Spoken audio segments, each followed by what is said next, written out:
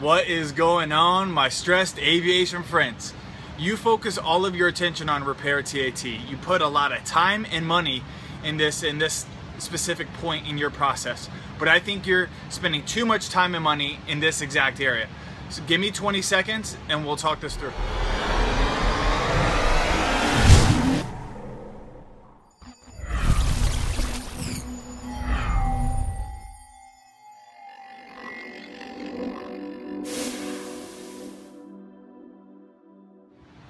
When I say repair TAT, you're obviously thinking stress. Oh, I need to get this part out. Oh, this hasn't shipped. Oh, this is delayed. Oh, this is BR. There's so many areas that probably get your blood pressure up and you have no control over it. But yet you focus a lot of time and money in this exact point. You follow up. You try expediting shipping. You try being maybe overly aggressive to get your way. You try calling frequently. You try emailing frequently. And yet you don't get the results you need. I just recently spoke to an executive, the vice president of maintenance at Japan Airlines. So not some small network carrier, not a small fleet by any means. And what he said is, despite the contracts they're in, despite dealing with large MROs and large OEMs, there's two critical things that they still have trouble with: repair TAT and quality. And you think, with these large OEM conglomerates in some regards, and these large MROs, hundreds, thousands of team members, yet people are still getting the repair TAT wrong. And why? Well, they're focusing on their operation, and you would think that you as a customer would be important, but they have a lot of their own internal issues that they're trying to resolve.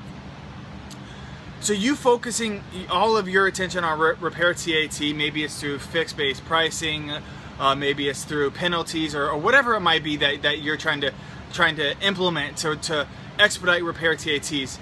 It could be flawed, and for various reasons. And the main reason is it's not your operation. And you could bring MROs into your operation, but then it would be too expensive. So what do? Well, where do you focus? Well, I can almost guarantee that a lot of your time is caught up in the processing of getting the repair to the MRO and back from the MRO.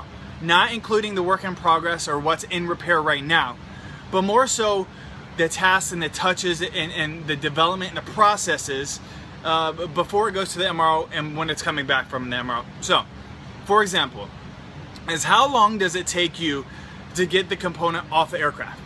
And think about it. If it takes you 5, 7, let's hope it doesn't take you that long, especially if it's a failed unit. It should come off immediately.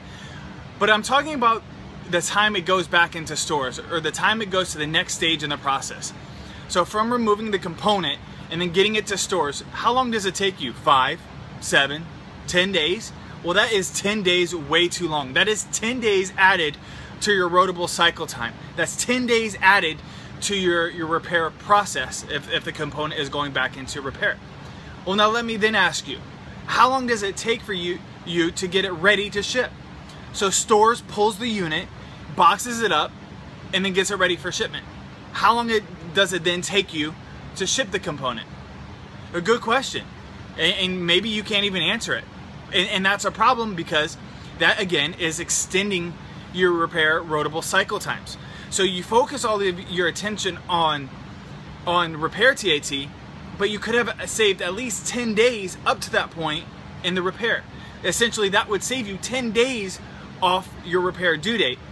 If you can be quicker to get the component to the repair station or the MRO, then you'll get the component quicker if the MRO is delayed. So what I'm saying is focus your attention on your internal processes. Focus on areas where you can reduce your time and hopefully costs to get the asset to an MRO in the most expedient time. Now, the same goes for once the component is completed, or not even completed, the component is quoted. So you get the quote from the MRO, then what do? How long do you wait to approve that quote? Is it an average? Do you quote it right away? Or do you wait 7 days for approval? Does it have to go up layers for multiple approvals? Well, that is adding complexity to your rotable cycle times. That's adding time to your repair. So you can see why I think focusing only on repair TAT is flawed. Because we have to be better at getting the component processed more efficiently on the front end and on the back end. MROs will typically always be delayed. There is always going to be issues, no matter, you know, we can talk about predictive maintenance, and we can talk about all these new technologies and the big data.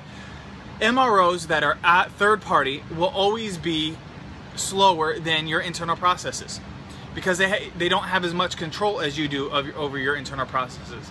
So what we need to do is focus you on reducing your rotable cycle times internally, and you can still focus on repair TAT. That is still important, but it's not the be-all importance of what you should be focusing on when it comes to repairs.